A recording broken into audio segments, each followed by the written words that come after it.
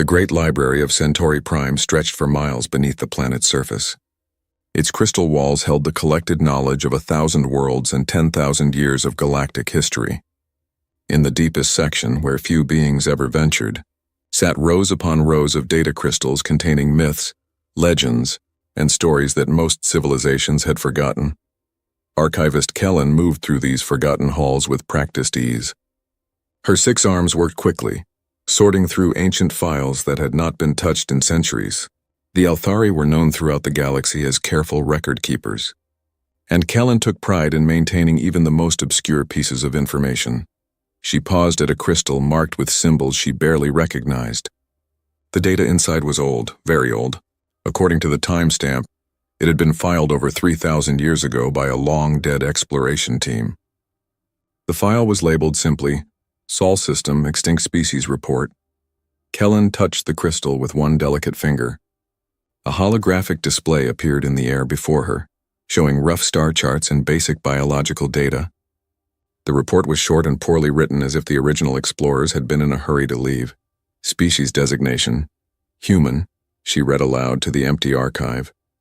Planet of origin, 3rd planet from star designated Sol. Status, extinct. Cause of extinction, self-inflicted warfare. Notable characteristics, highly aggressive. Extremely adaptable. Unusually creative problem-solving abilities. Capable of surviving in environments lethal to most known species. The report continued with details that made Kellen's fur stand on end. These humans apparently fought wars that lasted for decades. They lived on a planet where the weather could kill them, the animals hunted them, and even the plants were sometimes poisonous. Yet somehow they had become the dominant species on their world. The most disturbing part was a note at the end. Recommend complete avoidance of Sol System. If humans somehow survived their wars, they would pose significant threat to galactic stability. Their combination of intelligence, aggression, and adaptability is unprecedented in known species. Kellen saved the file and moved on. It was just another story from a dead world. The galaxy was full of such tales. 3 sectors away, Admiral Zektar of the Hegemony Fleet stood on the bridge of his flagship, the Dominator. Through the massive viewport, he could see the conquered world of Rigel 7 burning in the distance. Another easy victory for the Hegemony war machine. The Hegemony had broken away from the weak Galactic Federation 50 years ago. While the Federation talked about peace and cooperation, the Hegemony believed in strength. They had better weapons, stronger ships, and most importantly, the will to use them. In 5 decades, they had conquered 67 star systems and enslaved dozens of species. Admiral, called Science Officer Vex from his station, we have completed analysis of the Federation archive data we captured from Rigel 7. Zektar did not turn from the viewport. Anything useful? Mostly historical records and cultural databases. However, there is one interesting file. A species report about something called humans from a system called Sol. Never heard of them, Zektar said. Are they a threat? Vex's tentacles writhed in what passed for laughter among his people. Hardly, Admiral. According to this report, they destroyed themselves in primitive wars over 3,000 years ago. The amusing part is that the original explorers seemed terrified of them. Listen to this description. Humans appear capable of fighting even when severely wounded. Observed instances of humans continuing to function with injuries that would incapacitate most species. Recommend extreme caution if contact is ever made. Several bridge officers made sounds of amusement. The idea of primitive beings frightening advanced explorers was ridiculous. Weapons technology? Zektar asked. Chemical explosives and projectile weapons. They had barely achieved faster than light travel when they wiped themselves out. The report mentioned something called nuclear weapons that they used to destroy their own cities. Zektar finally turned from the viewport, his scaled face showing mild interest. They destroyed their own cities? Apparently, Admiral. The explorers found evidence of massive craters where population centers used to be. These humans actually used weapons of mass destruction against their own species. The Admiral considered this. Such ruthlessness was impressive in a primitive way. Most species had enough sense to avoid destroying their own homeworld. But a race that would do such things to themselves would certainly do worse to their enemies. Fascinating, he said, but irrelevant. Dead species cannot threaten the hegemony. Focus on identifying Federation military assets in the next system. The bridge crew returned to their duties, and the file about humans was forgotten. After all, what could an extinct primitive species possibly matter to the greatest military force in the galaxy? On the other side of Federation space, Captain Sarah Chen stood in the observation deck of the UES Defiance, watching stars wheel past as her ship traveled through hyperspace. The Defiance was one of humanity's newest ships, built in the orbital yards above Mars using technology that would have seemed like magic to her ancestors. Sarah was tall and lean, with short dark hair and eyes that had seen too much for someone who looked barely 30. Like all humans who lived in space, she had genetic modifications that allowed her to function in low gravity and radiation, but the modifications were subtle. She still looked completely human. The ship around her was a marvel of engineering, 5 kilometers long and packed with the most advanced technology humanity could build. Its fusion drives could push it to significant fractions of light speed. Its armor was made from materials stronger than diamond. Its weapons could crack open asteroids. To any outside observer, the Defiance looked like a warship. But Sarah and her crew called it an exploration vessel. To humans, there was no real difference between the two. "Captain," came a voice from behind her. Sarah turned to see Commander Jackson, her second in command. "We're getting some interesting readings from the long-range sensors." "What kind of readings?" Sarah asked as they walked toward the bridge. "Radio signals. Organized, artificial. Definitely not natural phenomena." Sarah felt her heart rate increase slightly. For 300 years, humanity had been alone in the galaxy. They had spread to dozens of star systems, built cities on hundreds of worlds, and explored thousands of empty planets. But they had never found any sign of other intelligent life. The bridge of the Defiance was a study in controlled chaos. Dozens of crew members worked at stations monitoring everything from stellar navigation to weapons systems. At the center of it all sat the captain's chair, surrounded by holographic displays showing the ship's status and surrounding space. "Show me," Sarah said as she settled into her chair. The main screen filled with wave patterns and frequency analysis. The signals were clearly artificial, but unlike anything in human databases, the mathematical structure was wrong, as if they had been created by minds that thought in completely different patterns. "How long to reach the source?" Sarah asked. 18 hours at current speed, Captain," replied the navigation officer. Sarah stared at the screen for a long moment. Humanity's first contact with alien intelligence. Every human alive had dreamed of this moment. But Sarah had read enough history to know that first contact situations were dangerous. Species meeting for the first time had many reasons to fight and few reasons to trust. "Alert the fleet," she said finally, "and send a message back to Earth. Tell them we may not be alone anymore." The message would take weeks to reach Earth, traveling through a chain of communication relays across human space. But when it arrived, it would change everything. Humanity was about to learn that the galaxy was full of life, most of it older and more advanced than themselves. They were also about to learn that some of that life had very specific ideas about what to do with younger, weaker species.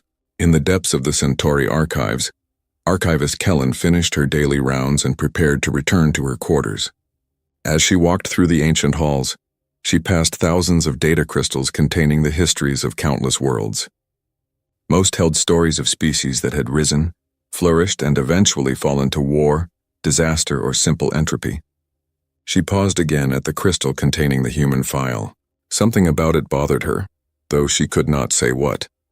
The description of humans as dangerous seemed almost quaint compared to the real threats the galaxy faced.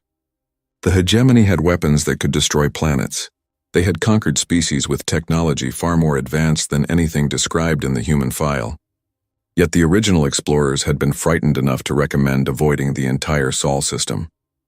That level of caution seemed excessive for a species that fought with chemical explosives and metal projectiles. Kellen made a mental note to research the Sol system further when she had time. Ancient mysteries were her specialty, and this one was more intriguing than most. She could not know that in a few short months the mystery would solve itself. The species that the galaxy had dismissed as legend would announce their presence in a way that no one could ignore. And once they did, every military force in known space would understand why those long-dead explorers had been so afraid. The legends were about to become real, and the galaxy was not prepared for what that would mean. Far from the archives and the military meetings on the edge of known space, Something stirred in the darkness between stars. Long-range sensors, if anyone had been watching, would have detected energy signatures unlike anything in galactic databases. Drive systems that burned with fusion fire, cutting through space at speeds that defied expectation. The humans were coming, and they were not coming alone. The Federation colony of New Thessia had been established for over 2 centuries. It was a peaceful world, home to 3 million beings from a dozen different species. The colonists had built their cities in harmony with the planet's natural beauty, creating gardens that stretched between crystalline towers and artificial lakes.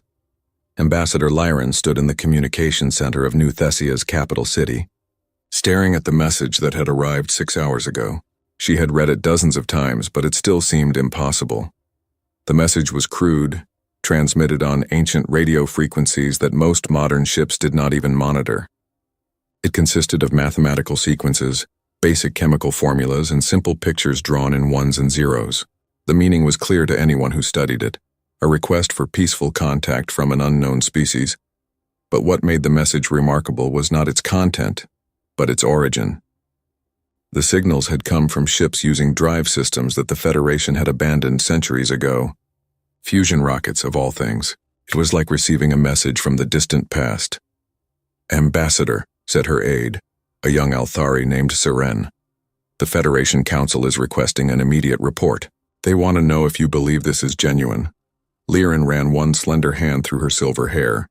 At 300 years old, she was young for an Althari, but ancient by most species standards. She had handled first contact situations before, but never anything like this. "It's genuine," she said finally. "The mathematical proofs are too complex to be fake, and the engineering signatures are consistent throughout all the transmissions. Someone is out there and they want to talk. Should we respond?" Lyran considered this carefully. Federation protocol required extensive analysis before responding to unknown species. There were committees that needed to meet, experts who needed to consult, and safety procedures that needed to be followed. The process usually took months, but something about these messages felt different. There was an urgency to them, a sense that whoever had sent them was taking a great risk just by making contact. And there was something else, something that made her fur stand on end when she thought about it too much. The mathematical sequences in the messages were not just correct. They were elegant. Whoever had composed them understood advanced physics and mathematics, but they had chosen to communicate using the simplest possible methods. It was like watching a master artist draw with crayons. "Prepare a response," she said. "Basic mathematical sequences and scientific data, nothing that could be considered threatening or too advanced, and begin preparations for a formal first contact meeting." Seren's eyes widened. "Without approval from the council?" "I'll take responsibility," Lyran said. "If I'm wrong, they can remove me from my position. But if I'm right and we delay, we might lose the chance to make peaceful contact with a new species." The response was transmitted 8 hours later. Within 4 hours, they received a reply that made Lyran's decision look prophetic. The unknown ships were requesting permission to enter New Thessia's star system for a formal meeting. They promised to approach slowly with weapons powered down, following whatever protocols the Federation deemed appropriate. More importantly, they had somehow learned enough of the Federation's trade language from their brief exchange to compose their message in broken but understandable galactic standard. The speed of their linguistic analysis was remarkable. 2 days later, Lyran stood on the observation deck of New Thessia's orbital station, waiting for humanity's first formal introduction to galactic civilization. Long-range sensors had detected the approaching ships hours ago, but they were still too distant to see clearly. "Contact in 30 minutes, reported the station's sensor operator. 5 ships moving in formation. Drive signatures consistent with fusion propulsion, but much more advanced than our initial estimates." Lyran nodded, trying to calm her nerves. She had handled dozens of diplomatic situations, but this one felt different. There was something about these newcomers that made her instincts warn of danger, even though they had shown nothing but peaceful intentions. "Visual contact," the operator announced. The main screen filled with an image that made everyone in the observation deck fall silent. The ships approaching New Thessia were unlike anything in Federation databases. They were angular, brutal-looking vessels that seemed designed for war rather than exploration. Their hulls were dark and scarred, as if they had seen considerable combat.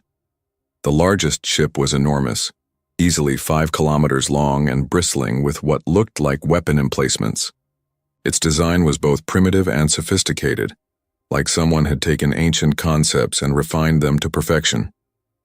"Are those weapons?" asked Saran quietly. "Unknown," replied the sensor operator.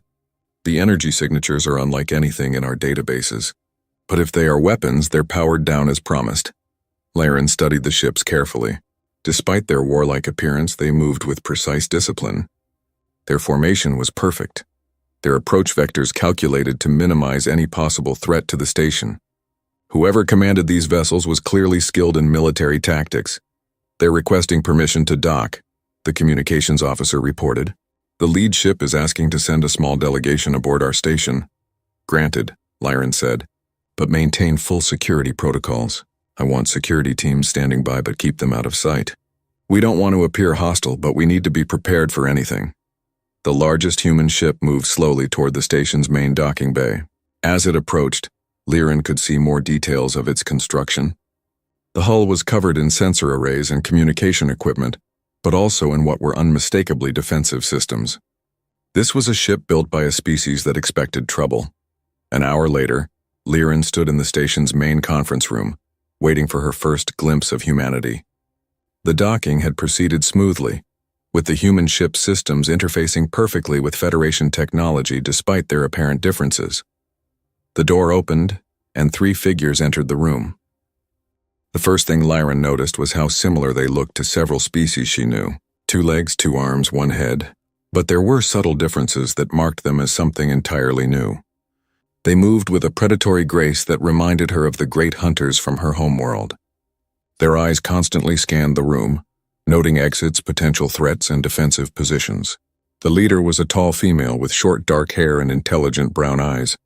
She wore a simple uniform in dark blue with minimal decoration but obvious quality.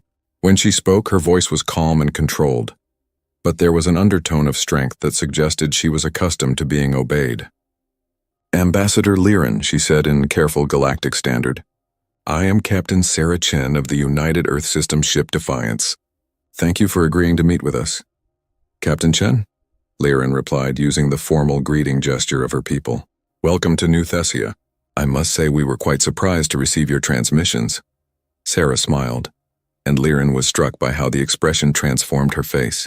The predatory alertness remained, but it was overlaid with genuine warmth. "We were equally surprised to discover we were not alone in the galaxy," Sarah said. "We have been exploring space for several centuries without finding any sign of other intelligent life. Learning that there is an entire galactic civilization has been somewhat overwhelming." Laren gestured for her guests to sit at the conference table. As they did, she noticed how they positioned themselves to have clear views of all entrances while maintaining easy access to their equipment. These were people who had learned to be cautious through hard experience. "If you don't mind me asking," Laren said, "your ships appear to be designed for combat. Is your species currently at war?" Sarah exchanged glances with her companions before answering. "Not currently, no. But humanity has learned that it is better to be prepared for conflict than to be caught unprepared. Our ships are designed to serve multiple purposes." It was a diplomatic non-answer, but Laren sensed there was more to the story. The scars on the human ships, the military bearing of their crew, the weapons that were obviously present despite being powered down, all of it suggested a species with considerable experience in warfare. "Perhaps you could tell us about your civilization," Laren said. "We know very little about your people or your history." Sarah was quiet for a moment, as if deciding how much to reveal. "Humanity originated on a planet called Earth in the Sol system. We achieved spaceflight approximately 400 years ago and began establishing colonies on other worlds about 3 centuries ago. We currently have settlements in 47 star systems, with a total population of approximately 8 billion. The numbers were impressive, but not extraordinary by galactic standards.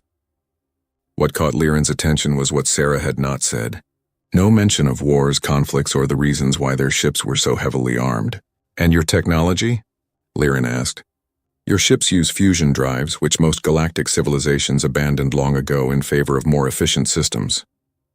"We prefer technologies that are reliable and maintainable," Sarah replied. "Fusion drives may be primitive by your standards, but they work consistently across a wide range of conditions. We have found that sophisticated systems can be vulnerable when you need them most. Again, there was an undertone of hard-won experience in her words. Liren was beginning to understand that humanity's technological choices were not based on ignorance, but on bitter lessons learned through conflict. The meeting continued for several hours, with both sides sharing basic information about their civilizations. The humans were clearly intelligent and sophisticated, despite their preference for what seemed like primitive technology. They had developed advanced mathematics, physics, and engineering. Their understanding of biology and medicine was particularly impressive. But throughout the conversation, Liren could not shake the feeling that she was only seeing the surface of humanity. There were depths to these people that they were not revealing, experiences that had shaped them in ways she did not yet understand. It was near the end of the meeting when Captain Chen mentioned something that made Liren's blood run cold. "We have detected considerable military activity in this region of space," Sarah said casually. "Ships with advanced weaponry moving in organized formations. Is there currently a conflict in this area?" "The hegemony," Liren said, and saw the humans' expressions sharpen with interest. "They are a militant faction that broke away from the Federation 50 years ago. They have been conquering systems and enslaving populations throughout this region." "Enslaving?" Sarah's voice was very quiet, but there was something dangerous in it. "Yes. They capture populations from conquered worlds and use them for forced labor. The Federation has been unable to stop them due to their superior military technology." The temperature in the room seemed to drop several degrees. The humans' casual friendliness vanished, replaced by something cold and predatory.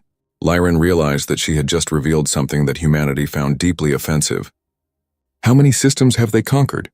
asked one of Sarah's companions, a man with scars on his hands and the bearing of a veteran soldier.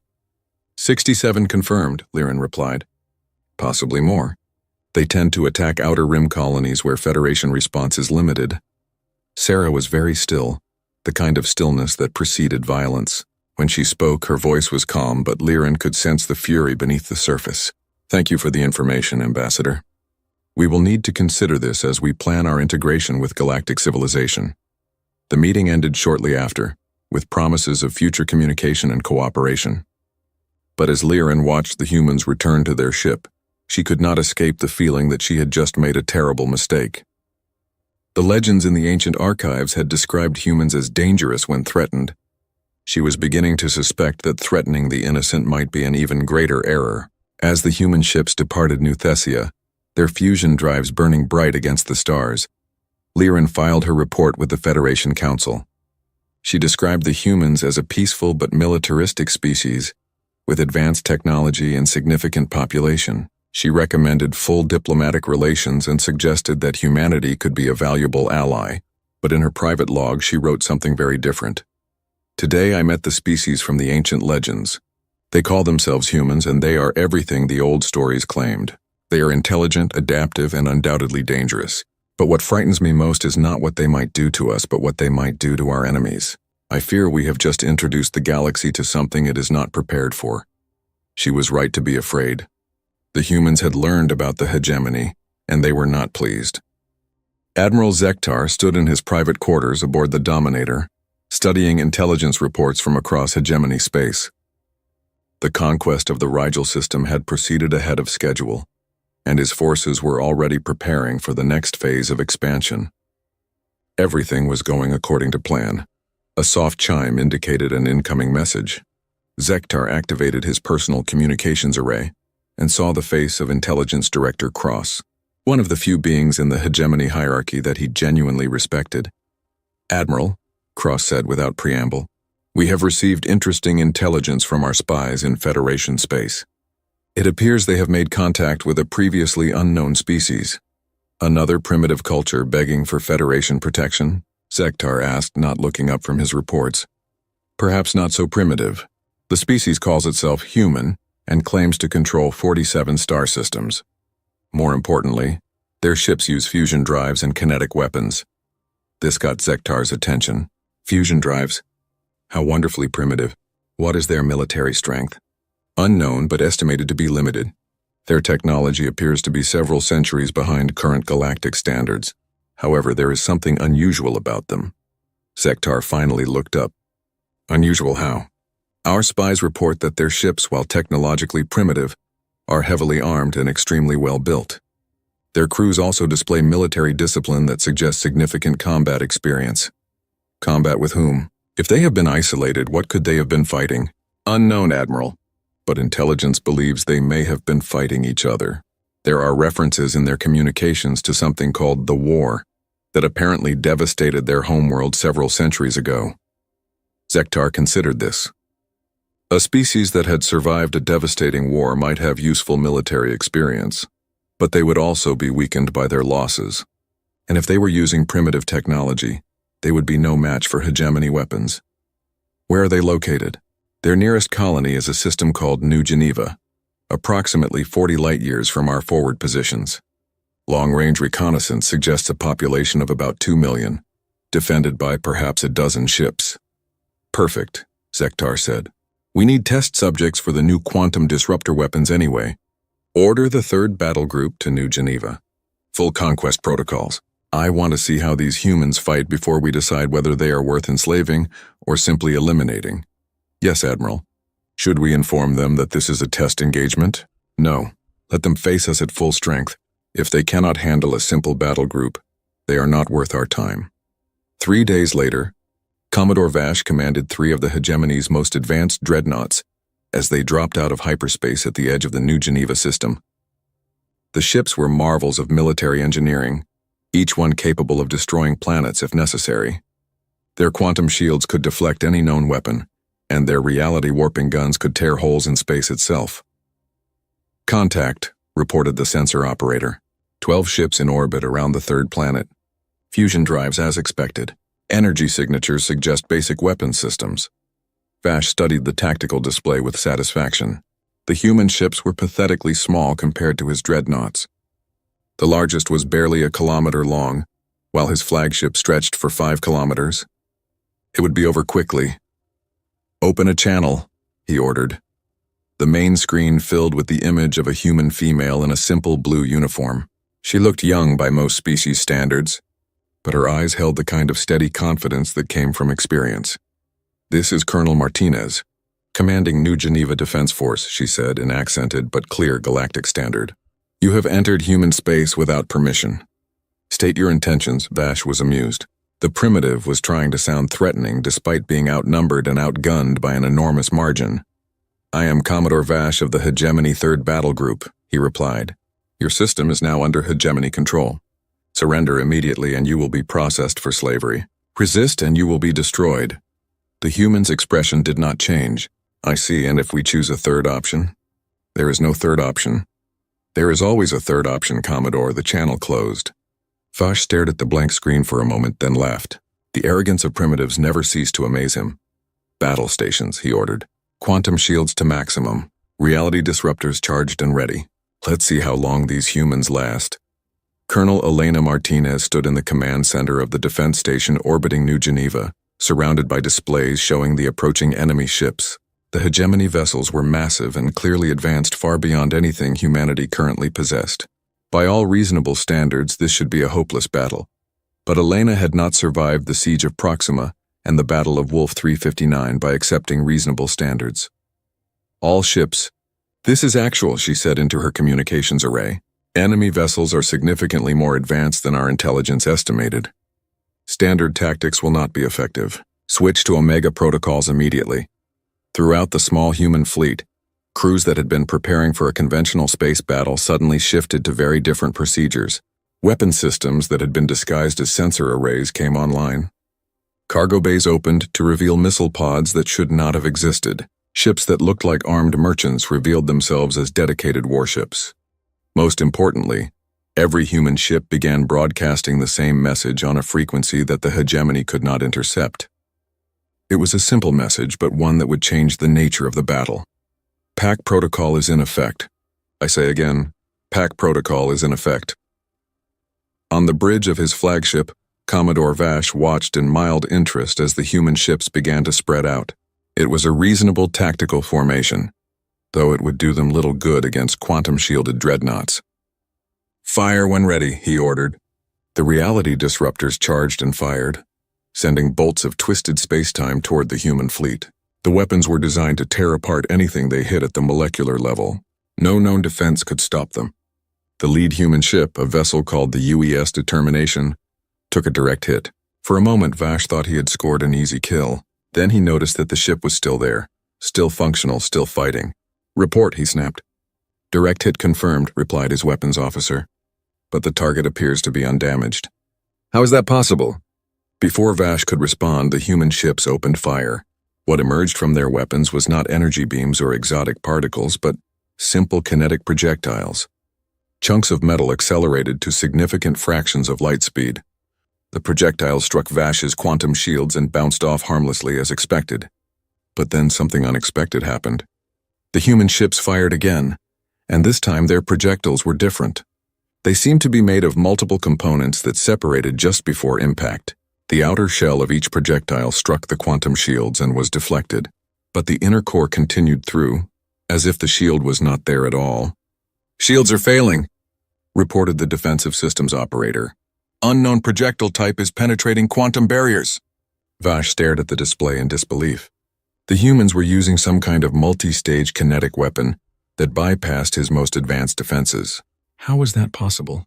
The answer was simple, though Vash would never understand it. Humanity had spent 3 centuries fighting wars where the enemy had every possible advantage. They had learned to win by being smarter, more creative, and more stubborn than anyone expected. The human multi-stage projectiles worked by using the quantum shield's own properties against them. The outer shell carried a quantum signature that the shields recognized as friendly. By the time the shield realized its mistake, the inner core was already through. It was not advanced technology. It was applied cunning, the kind that came from having to fight superior opponents with inferior equipment. As the hegemony shields began to fail, the humans pressed their advantage, but they did not fight the way most species fought. Instead of concentrating fire on single targets, they seemed to be everywhere at once, coordinating their attacks with precision that should have been impossible for such a small force. The reason became clear when Commodore Vash realized what the human ships were doing. They were not just fighting as individual units. They were fighting as a single organism, sharing targeting data and coordinating attacks in real time. When one ship was damaged, the others immediately moved to protect it. When a hegemony ship's weakness was discovered, every human weapon focused on exploiting it. Most disturbing of all, the humans seemed to learn and adapt during the battle itself. Weapons that had been effective at the beginning of the fight became useless as the humans developed countermeasures. Tactical maneuvers that should have caught them off guard were anticipated and countered. "Sir," called the communications officer, "we're receiving multiple distress signals from surrounding systems. Human ships are attacking our bases throughout this sector." Vash felt his blood turn cold. "That's impossible." Intelligence reported only 12 ships in this system. "Confirmed, sir. At least 40 human vessels have been detected attacking hegemony positions across 6 star systems simultaneously." The humans had not just been defending New Geneva. They had been preparing a coordinated strike against every hegemony position within range. While Vash had been planning to test their defenses, they had been planning to destroy his entire sector command. The battle around New Geneva continued for 3 more hours. By the end, 2 of Vash's 3 dreadnoughts were destroyed and his flagship was severely damaged. The human fleet had taken casualties as well, but they had won a victory that should have been impossible. As the surviving hegemony ship limped away from New Geneva, Vash found himself studying the tactical recordings with something approaching fear. The humans had not just defeated his force. They had done it using technology that was centuries behind his own. They had won through superior tactics, better coordination, and a willingness to take risks that bordered on insanity. But what truly frightened him was the realization that this had not been humanity's full strength. The ships at New Geneva had been a colony defense force, not a main battle fleet. If this was what human civilians could do when threatened, what were their actual military forces capable of? On New Geneva, Colonel Martinez stood in her damaged command center, receiving reports from across human space. The coordinated strikes had been more successful than anyone had dared hope.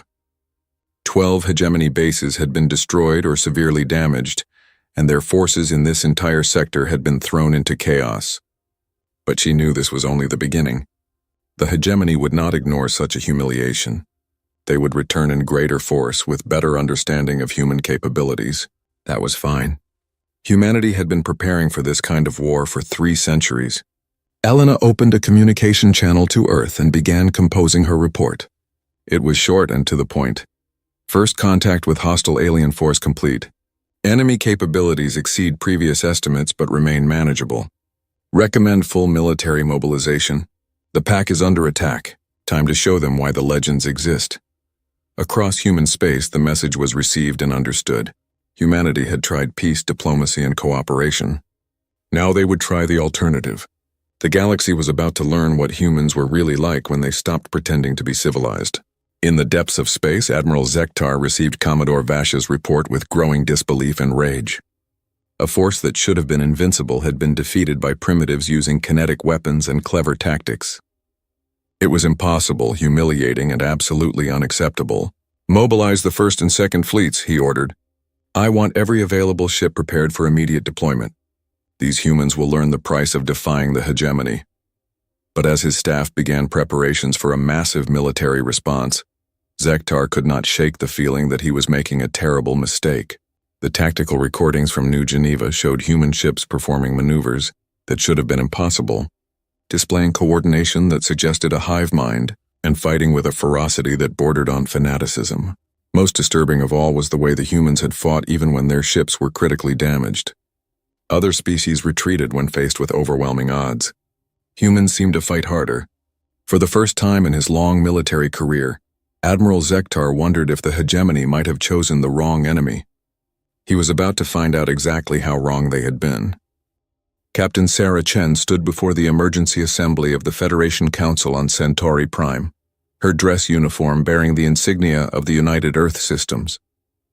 Around her sat representatives from dozens of species, all of them watching her with expressions ranging from curiosity to concern. The news of humanity's conflict with the hegemony had spread quickly through diplomatic channels. What had begun as first contact between 2 civilizations had escalated into open warfare in less than a month.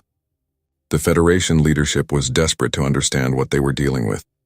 Captain Chen, said Council Speaker Varrock, an ancient being whose species had been part of the Federation for over a millennium. We have received disturbing reports about the conflict between your people and the hegemony. Can you explain what happened at New Geneva? Sarah's expression was calm, but there was something cold in her eyes that made several council members shift uncomfortably in their seats. The hegemony attacked one of our colonies without provocation, she said simply. They demanded our surrender and threatened to enslave our population. We declined their offer. According to hegemony communications, they lost 2 dreadnoughts in that engagement. Varrock continued. Their ships are among the most advanced in known space. How did a small colonial defense force achieve such a victory? Sarah was quiet for a moment, as if considering how much to reveal. The hegemony ships were advanced, but they relied too heavily on their technology. Their crews were not prepared for unconventional tactics. And the simultaneous attacks on hegemony bases throughout the sector? Asked Ambassador Lirin, who had been unusually quiet during the proceedings. Standard military doctrine, Sarah replied. When attacked, you eliminate the enemy's ability to launch follow-up strikes. We identified 12 hegemony installations within range and neutralized them. The casual way she described the destruction of military bases that had taken the hegemony decades to build sent a chill through the council chamber. This human spoke of warfare the way most species discussed routine maintenance. Captain, said Councillor Teth of the peaceful Etherian Republic, the Federation has been trying to negotiate with the hegemony for 50 years. Military action has only escalated their aggression. Do you not fear that your attacks will provoke even greater retaliation? Sarah's smile was not reassuring. Counselor, we have been studying your records of the hegemony conflict. In 50 years of diplomacy, how many systems have they conquered? 67 confirmed, Teth admitted reluctantly. And how many populations have they enslaved? Approximately 2 billion sentients. In 1 month of warfare, how many systems have they conquered from humanity? Teth hesitated. None. And how many humans have they enslaved? None, Sarah nodded. Then it would appear that our approach is more effective than diplomacy. The blunt statement caused an uproar among the council members. Several species began speaking at once, their translators creating a cacophony of different languages. Speaker Varrock called for order. but it took several minutes to restore calm. "Captain Chen," Varrock said finally, "surely you understand that military escalation puts the entire galaxy at risk. The hegemony has weapons capable of destroying planets. If they choose to use them against human colonies, they will find that we are prepared for that possibility," Sarah interrupted. "We have been preparing for total war since before we left our homeworld. The hegemony may have superior technology, but they have never fought an enemy that refuses to surrender." Ambassador Lyran leaned forward in her seat. "What exactly are you saying, Captain?" Sarah turned to face the Althari diplomat directly. "I am saying that humanity gives you two choices, Ambassador. Stand with us against the hegemony or stay out of our way. But understand this. We will not negotiate with slavers, we will not retreat from bullies, and we will not allow the hegemony to continue their expansion unopposed." "And if the Federation chooses not to support your war," asked Counselor Teth, "then the Federation will be irrelevant to the outcome," Sarah replied. "With or without your help, the hegemony will learn that some species cannot be conquered." The meeting continued for several more hours, but the essential message was clear. Humanity had no intention of backing down from the conflict, regardless of the consequences. They would fight the hegemony with or without Federation support. As the council session ended, Ambassador Lyran approached Sarah in the corridor outside the chamber. "Captain," she said quietly, "I need to ask you something directly. What are you not telling us about humanity?" Sarah stopped walking and studied the Althari diplomat carefully. "What do you mean?" "Your ships, your tactics, your people's reaction to the hegemony threat. You speak of warfare as if it were natural to you. Most species fight for territory, resources, or survival. But humans seem to fight for something else entirely." Sarah was quiet for a long moment. When she spoke, her voice was soft but filled with old pain. 300 years ago, humanity nearly destroyed itself in a war that lasted 50 years. When it ended, barely 1 billion of us were left alive on a poisoned world. We swore that we would never again allow tyranny to flourish unopposed, whether it came from our own species or from others. "The war mentioned in your historical records," Lyran said with sudden understanding. "The last war," Sarah corrected. "We call it that because we decided it would be the last time human beings killed each other over politics or resources. Since then, we have fought only to protect the innocent or to stop those who would harm them. And the hegemony qualifies?" Sarah's expression hardened. "The hegemony enslaves entire populations. They destroy worlds that resist them. They represent everything we swore to stand against. They have made themselves our enemy through their actions, not ours." Lyran felt a chill run through her fur. "How many humans are there, Captain?" "Your true population, not the number you gave the Council." 8 billion, Sarah said, "spread across 47 star systems with more colonies being established every year. And how many of them are soldiers?" Sarah's smile was grim. "Ambassador, every human is a soldier when the pack is threatened. We learned that lesson during the last war. The hegemony thinks they are fighting a colonial defense force. They have no idea what they have awakened. Across the galaxy, that awakening was already beginning. On worlds that the Federation had thought were peaceful human colonies, military installations that had been hidden for centuries came online. Ships that had been disguised as cargo haulers and mining vessels revealed weapon systems that rivaled anything in known space. The human population centers themselves transformed. Civilians who had seemed like ordinary farmers, merchants, and scientists began displaying military training that suggested every human settlement was actually a fortress waiting to be activated. On Mars, the great shipyards that had been building exploration vessels began producing warships at a rate that defied belief. On Earth, research facilities that had been studying peaceful applications of advanced physics suddenly began developing weapons that would have terrified the ancient gods of war. But the most significant change was in the humans themselves. The pleasant diplomatic people who had made first contact with the Federation vanished, replaced by something far more dangerous. They became focused, unified, and utterly determined to destroy the hegemony no matter what the cost. Admiral Zektar learned about this transformation when he received intelligence reports from the front lines of the expanding conflict. Hegemony forces that had been sent to pacify human colonies were instead being systematically destroyed by enemies that seemed to appear out of nowhere. "Explain this to me," he demanded of Intelligence Director Cross as they studied battle recordings in his private office. How are humans destroying our forces faster than we can replace them? They appear to have been preparing for this conflict for some time, Cross replied. Every human colony we have attacked has been defended by forces far exceeding our intelligence estimates. More importantly, they seem to be coordinating their efforts across vast distances. Coordination how? Unknown. Our communication specialists believe they are using some form of quantum entanglement network that allows instantaneous communication between human forces anywhere in the galaxy. Zektar studied the tactical displays with growing concern. The humans were not just fighting defensively anymore. They had begun launching coordinated attacks against hegemony positions throughout their territory. Worse, they were winning. What about their technology? Are they more advanced than we thought? Not necessarily. Most of their equipment is still based on principles we consider primitive, but they are using it in ways we never anticipated. For example, they have learned to turn our own quantum shields against us by manipulating the resonance frequencies. How is that possible? We believe they are conducting real-time analysis of our defensive systems during combat and developing countermeasures on the spot. Their learning curve is unprecedented. Zektar felt something he had not experienced in decades: fear. The humans were not just another primitive species to be conquered. They were something far more dangerous, a military force that adapted and improved with every battle. What are our total losses so far? He asked. 47 ships destroyed, 38 severely damaged. 16 military installations destroyed or abandoned. Estimated 70,000 casualties. And human losses? Cross hesitated. Intelligence suggests approximately 12 ships destroyed and perhaps 30,000 casualties. But Admiral, there is something else. What? The humans appear to be getting stronger.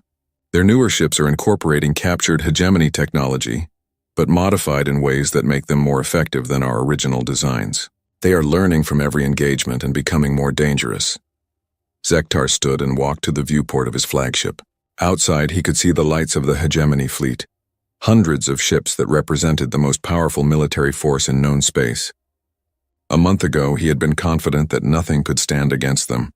Now he was beginning to understand that the humans were not like other species. They did not fight for conquest or glory. They fought for survival, and they had become very, very good at it. Contact Fleet Command, he said finally. Request immediate reinforcement of all border sectors and begin preparation for planetary bombardment operations. Sir, if we cannot defeat the humans in conventional battle, we will force them to surrender by threatening their civilian populations. No species can continue fighting when their homeworlds are at risk. Cross looked uncomfortable. Admiral, intelligence suggests that threatening human civilians may not produce the desired result. Why not? Because according to our analysis, human civilians are also combatants. Their entire population appears to be militarized to some degree. Threatening them may simply provide the humans with more soldiers, not fewer. Zektar closed his eyes. He had spent his entire career conquering species that fought according to predictable patterns. They defended their military assets, protected their governments, and surrendered when resistance became hopeless. The humans seemed to operate by completely different rules. They protected everyone equally, had no central authority that could surrender, and appeared to consider resistance never truly hopeless. For the first time in his career, Admiral Zektar wondered if the hegemony had chosen an enemy they could not defeat. Far away on Earth, in a secure command bunker beneath the ruins of what had once been Geneva, Fleet Admiral Rebecca Hassan studied the same battle reports that were troubling Admiral Zektar, but her conclusions were very different. "How are our production numbers?" she asked her staff. "Exceeding projections. The civilian population has enthusiastically supported conversion to wartime production. We should have 300 new ships operational within 6 months. And recruitment? We have more volunteers than we can process. Every human colony has requested permission to contribute forces to the war effort." Hassan nodded with satisfaction. The hegemony had made the mistake that humanity's enemies always made. They had assumed that humans would fight like any other species, with limited goals, conventional tactics, and a willingness to negotiate when things became difficult. They were about to learn that when humanity went to war, they went to war completely. Every human, from Earth to the most distant colony, was now part of the war effort. Every resource, every factory, every scientific mind was focused on a single goal: the complete destruction of the hegemony's ability to threaten innocent life. The hegemony thought they were fighting a war of conquest against a primitive species. They were actually fighting a war of extermination against the most dangerous predators the galaxy had ever produced, and they were losing.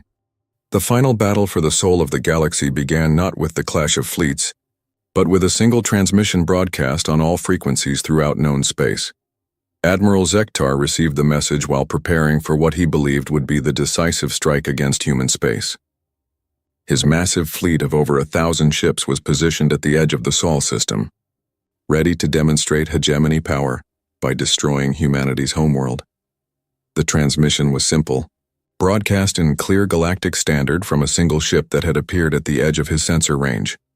"This is Captain Sarah Chen of the United Earth Systems, broadcasting to all forces of the hegemony.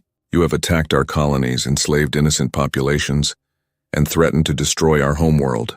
We offered you peace. You chose war. Now you will learn why the ancient legends warned against threatening humanity." Zektar studied his tactical displays with confidence. The human ship was alone, dwarfed by his massive dreadnoughts, one vessel against 1,000. It would be over in seconds. "Admiral," called his sensor operator, voice filled with sudden alarm. "I'm detecting massive hyperspace disturbances throughout the system." Before Zektar could respond, space around his fleet began to tear open. Hyperspace portals bloomed like deadly flowers, each one disgorging human warships that were unlike anything seen before in the galaxy. The ships emerging from hyperspace were clearly human in design, but they had been transformed. Their hulls gleamed with adaptive armor that incorporated technology from a dozen different species. Their weapons were hybrids of human engineering and captured alien systems, creating combinations that should have been impossible, but were clearly devastatingly effective. Most shocking of all was their number. Zektar had expected to face perhaps 50 human ships in their home system. Instead, nearly 2,000 vessels materialized around his fleet, surrounding the hegemony force in a perfect sphere of destructive potential. "This is impossible," he whispered. "How do they have so many ships?" Intelligence Director Cross, who had joined the flagship for the final battle, studied his displays with growing horror. "Admiral, I'm detecting ships from every human colony in known space. But that's not all." "What?" "I'm also detecting ships crewed by non-human species. Federation vessels, civilian transports, even some ships I don't recognize. They appear to be fighting alongside the humans." The truth was both simpler and more complex than Cross understood. In the 6 months since the conflict began, humanity had done something that no species in galactic history had achieved. They had united dozens of previously neutral civilizations in a common cause. It had not been accomplished through diplomacy or political maneuvering. Instead, humanity had simply demonstrated what they were fighting for by their actions. Every world the humans liberated from hegemony control was given immediate independence and protection. Every species that asked for help received it, regardless of what they could offer in return. The humans fought not for conquest, but for the right of all sentient beings to live free from tyranny. It was a concept so alien to galactic politics that most species had not believed it at first. But human action spoke louder than any words. Now, as the final battle began, humanity was no longer fighting alone. They were leading a coalition that represented the hopes and dreams of hundreds of worlds and billions of sentient beings. Captain Sarah Chen stood on the bridge of the UES Defiance, watching as her fleet completed its deployment around the hegemony force. The ship had been completely rebuilt since first contact, incorporating the best technology from dozens of allied species while maintaining its essentially human character. "All ships report ready," announced her communications officer. "Fleet composition?" Sarah asked. 1,800 human vessels, 200 Federation ships, 150 civilian volunteers from liberated worlds, and 50 ships from species we've never encountered before who traveled across the galaxy specifically to join this fight. Sarah nodded. The galaxy had responded to humanity's call in ways that even she had not expected. Species that had never heard of humans 6 months ago were now sending their children to fight alongside them against tyranny. "Admiral Zektar," she said, opening a channel to the hegemony flagship. "This is your final warning. Surrender now and your crews will be treated according to the laws of war. Continue fighting and you will be destroyed." Zektar's image appeared on her screen, his scaled features twisted with rage and desperation. You think your collection of primitives and cowards can defeat the hegemony? We have ruled this galaxy for 50 years. You have terrorized this galaxy for 50 years, Sarah corrected. That ends today. The Admiral's expression shifted to something approaching madness. If I cannot have this galaxy, then no one can. All ships activate planet killer weapons. Target the third planet. If we cannot enslave humanity, we will erase them from existence. The massive hegemony dreadnoughts began charging their most devastating weapons, reality-warping devices capable of tearing a planet apart at the molecular level. It was an act of pure spite, the final tantrum of a tyrant who could not accept defeat. But Sarah had been expecting this. Humanity had learned during the last war that fanatics would always choose mutual destruction over surrender. They had prepared accordingly. All ships, she broadcast on the human command frequency, implement Omega Protocol, protect Earth at all costs. What happened next would be studied by military historians for centuries to come. The human fleet did not spread out to engage the hegemony ships individually, as conventional tactics would dictate. Instead, they moved as a single organism, with each ship playing a specific role in a plan so complex that only quantum computers could coordinate it. Half the human ships moved to form a protective barrier between the hegemony fleet and Earth, their combined shields and armor creating an impenetrable wall. The other half began a coordinated assault on the hegemony vessels, but not random attacks. Every human ship targeted specific subsystems on specific enemy vessels, following a plan that had been calculated to disable the planet killer weapons in the minimum possible time. The Allied ships provided support, using their unique capabilities to enhance human effectiveness. Federation vessels provided advanced sensors and communication systems. The civilian volunteers used their intimate knowledge of hegemony technology to identify weak points. The unknown species contributed weapons and defenses that even humanity had never seen before. Most importantly, every ship in the Allied fleet fought with the same desperate determination that had marked humanity since the conflict began. They were not fighting for territory or resources. They were fighting for the future of galactic civilization. The battle lasted 6 hours. When it ended, the hegemony as a military force had ceased to exist. 900 of their ships were destroyed, and the remainder had surrendered or fled to distant parts of the galaxy. Admiral Zektar's flagship was a drifting wreck, its crew captured and its weapons permanently disabled. But the cost had been enormous. Over 400 Allied ships were destroyed, and casualty figures would eventually reach into the hundreds of thousands. Earth itself had been scarred by weapons fire, though the planet-killer devices had been stopped just short of activation. Sarah stood in the ruins of her bridge, surrounded by the aftermath of the greatest space battle in galactic history. The Defiance had taken terrible damage, but it was still flying, still fighting, still protecting those who could not protect themselves. "Captain," said her communications officer, "we're receiving surrender requests from hegemony forces throughout the galaxy. It appears their command structure has completely collapsed." "Accepted," Sarah said. "All hegemony personnel who surrender will be treated according to the laws of war. All enslaved populations will be immediately liberated." "And the hegemony worlds themselves?" Sarah considered this carefully. Humanity had the power to conquer the former hegemony territory, to become the new galactic empire. Many species in their position would have done exactly that. "Independence," she said finally. "Every world gets to choose its own government and its own future. We're not fighting to replace one tyranny with another. The decision would reshape galactic politics for millennia to come. Humanity had demonstrated not just the ability to wage war, but the wisdom to end it properly. They had proven that strength and morality were not contradictory concepts." 6 months later, Ambassador Lyran stood once again in the great archives of Centauri Prime. But now she was not alone. Beside her stood a dozen historians from across the galaxy, all of them working to document the events that had changed everything. "The old files about humans," she said to the group, "described them as dangerous legends. We now know they were incomplete." She activated a new data crystal, one that contained the complete record of humanity's introduction to galactic civilization. The file was thousands of times larger than the original report, filled with battle recordings, diplomatic transcripts, and first-hand accounts from dozens of species. "Humans are not dangerous because they are violent," she continued. They are dangerous because they refuse to accept that evil can triumph. They are dangerous because they will fight against impossible odds to protect the innocent. They are dangerous because they inspire others to be better than they are. One of the historians, a young hegemony survivor whose world had been liberated by human forces, raised her hand. Ambassador, what should we tell future generations about humanity? Lyran considered the question carefully. Tell them that the legends were wrong. The ancient stories said humans were monsters to be feared. The truth is that humans are heroes who were willing to become monsters to protect those they loved. She paused, looking around at the faces of beings from dozens of species who had seen their worlds transformed by human intervention.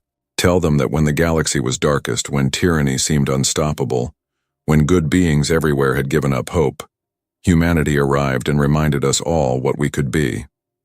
Tell them that legends become real when someone is brave enough to make them real. The new files were added to the galactic archives, replacing the old stories with the truth. But in the deepest sections of the library, the original human file remained, not as a historical record but as a reminder that sometimes in the darkest moments of history, legends step out of the shadows and change everything, and sometimes those legends are more dangerous than anyone imagined. Dangerous to those who would harm the innocent, dangerous to those who would enslave the free, and dangerous to those who believe that might makes right. The galaxy had learned to fear humanity, but not for the reasons the old story suggested. They feared humanity because humans represented something that most species had forgotten, the idea that some things are worth any sacrifice, and that good beings must never stop fighting for what is right. The legends were real now, and the galaxy was better for it. On Earth, in a small cemetery where the heroes of the last war lay buried, a new monument was erected.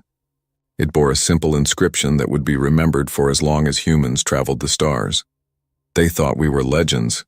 They were right. Below that, in smaller text, were the words that had become humanity's promise to the galaxy. We are the darkness that hunts monsters. We are the light that protects the innocent. We are the legends your children will tell stories about. And across the galaxy, in homes and schools and meeting places on thousands of worlds, those stories were being told. Stories of the humans who had come from nowhere to save everyone. Stories of the species that had refused to let evil triumph. Stories of legends made real. The galaxy was safe, and everyone knew exactly why.